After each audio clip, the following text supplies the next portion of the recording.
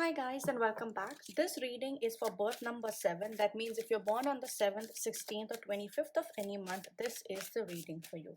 The first card that I have for you from the Whispers of Lord Ganesha deck is number 40, which is a spiritual quest. So I am going to move these things a little bit so you guys can actually see better. Alright, so spiritual quest. Many of you who are number 7 by default, what you have to understand is that you are ruled by the south node, or you're ruled by Ketu when it comes to Vedic astrology. And by default, what happens when you're ruled by Ketu, or when Ketu is a big number, is that you guys are spiritual. You have this psychic power, you have this psychic understanding of how things can happen, how things will happen. Many of you do spend a lot of time alone in isolation, thinking, coming up with ways, and many of you will have these epiphanies, or you'll go through these situations in your life where you feel like things have already happened before, or this is something that has already been achieved. Now, with the spiritual quest coming up, I do feel like many of you would be challenging yourself in such a way that you want to find meaning to the things that you have not understood for the longest time. And you are going to be doing, you're getting involved with a lot of rituals, you're getting involved with a lot of things. Many of you could be learning astrology, you could be learning healing, you could also be learning all the different occult studies, but there's a very strong interest in occult. Now, another thing to pay attention to is the number 4 here. Number 4 here is talking about Rahu. Rahu, which is the north node. Now, for many of you, just see, possibly Rahu and Ketu are sitting either in your first house, they're sitting in your fifth house, or at least they're transiting over your fifth house, your first house, or your 12th house. Mostly, like, very strong energy would be if it's transiting through your 12th house. So those energies are going to be very, very prominent for you. Many of you may also like have trouble sleeping because of all this energy of Ketu and Rahu that's not going to let you sleep, and it's going to make your brain work like on high power mode. Let's see from tarot what sort of messages we have for you. The first card that I have for you is Five of Wands. Five of Wands, it's a card of conflicts, but these conflicts are not going outside. You are having a conflict within yourself. You are talking to yourself. You're figuring out these things yourself. This is like having a mirror. Like, think of this, right in the middle there's a mirror, and you are just talking to yourself. You're trying to figure out what's the way out, what can I do to get out of whatever situation that is in your life. You want out, and you are going to have a lot of trouble. Now, the trouble here is not that who wins the argument and who does better.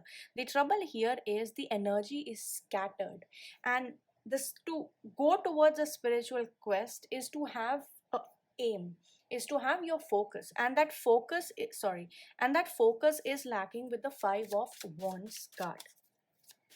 Let's see what other messages we have for you. The next card that I have for you is the King of Swords. Now, King of Swords coming here is telling you that you want things, you're looking at things from a very helicopter view. You want things to work out in a way that's best for all. You're trying to come up with situation where there is balance, because the Libra card is here. So all these people, you may have a strong Libra positioning in your card.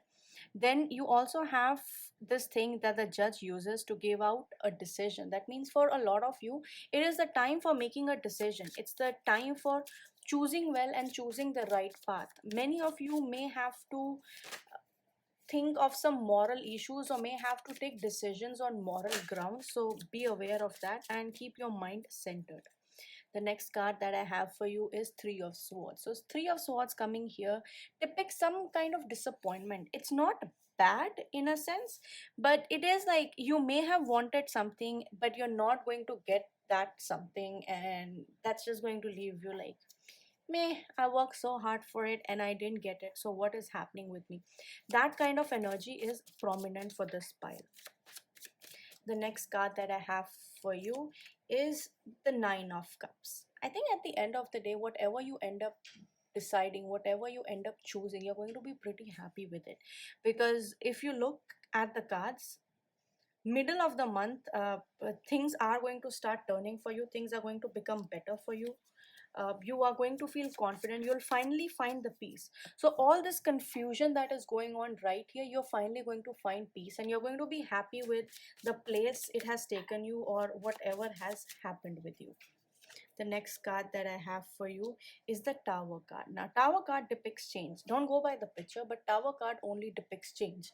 And because you are going through a spiritual quest, the theme for you this month is to find yourself, to find things that make your soul happy. We're not talking about making you physically or emotionally happy. It's about doing things or finding things that make your soul happy. And for the soul to be happy, you have to go through multiple changes, you have to accept a lot of different realities, and that's exactly what's going to happen. But do remember that you're going towards a better path, you're going towards a more spiritually enlightened path.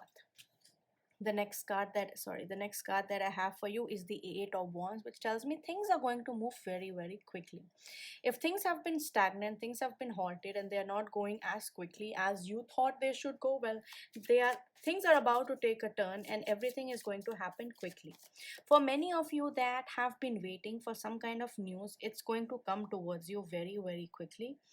uh, in terms of what I'm seeing, one of the best things you could actually do is offer water to insects, to birds as well, to birds and insects.